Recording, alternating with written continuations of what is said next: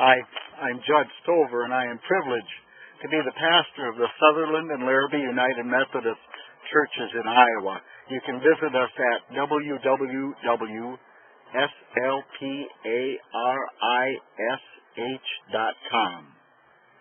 Today I'm outside again in the Waterman Cemetery. It's a peaceful place. I like to come here and reflect. But I'm going to talk a little bit about David and some of his legacy of hanging on in the hard times. Now, if you aren't familiar, it might be good to go and read Psalms 22, 23, and 24 before going on with this. You can come back to it later. But they talk about David in utter despair. In Psalm 22, he wrote his opening words were, my God, why have you forsaken me?" These same words that about 1,000 years later, Jesus echoed while hanging on the cross. And in the 23rd Psalm, you get that very relational nature. The Lord is my shepherd. I shall not want, and it concludes with spending all your days with God. And Psalm 24 is the one that starts, the earth is the Lord's and all that is in it. All that is in it. See, he goes through a very passionate way of praying by writing psalms. They aren't static little verses you find in some book of worship. These were from his heart and his mind. He cried out to God at all times, but even in such despair.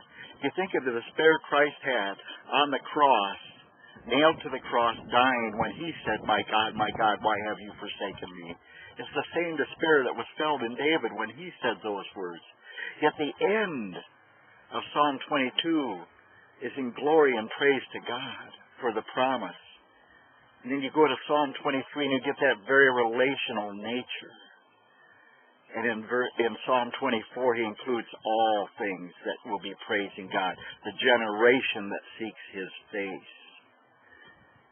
Truth is, we have to get in and understand that better. Too many people don't read the Bible. They let someone get up on a Sunday morning and preach to them, chewing up the food of the soul, chewing up the holy word of God through the book to be spit back out for them to eat up. And you lose the flavor, the succulence, the taste. If you want to get on with becoming a better follower of Christ or learning about Christ, you also need to chew on the Word of God. Read the Bible. You don't go to a restaurant and have the chef come out, chew up all your food and put it back on the plate for you. Don't do that with the Word of God. Jesus is the bread of life. He is to be taken fully by each. You should be so prepared before each sermon that when it comes that time and you hear the preacher, you realize that's just a little more spice on the Word of the bread of life. We have to train. We have to train. A fellow in our church said this way: it does no good to try and be a Christian. You have to train to be a Christian. Think of all the Olympians. They didn't just try to be Olympians. They trained for it for most of their lives. They hung on through all the hard times and the sweat and the tears and the pain. And they made it. We need to do that. That's what we're lacking as Christians. Our faith spans from ocean to ocean, but it's only 3 inches deep, is how one put it. Train in the Word. Chew it up for yourself. Eat it yourself.